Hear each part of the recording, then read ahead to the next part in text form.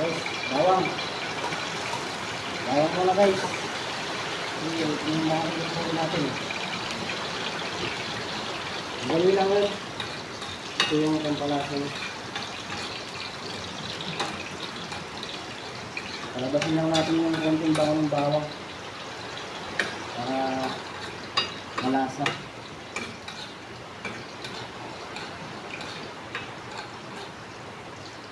Guys, pwede na yan kasi yung gasol. Sayang. Malang gasol dito eh.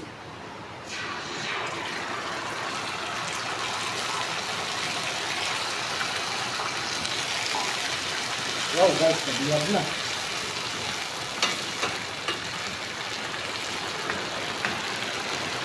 Iya, remote natin mag-extract. Extract mo yung palasa.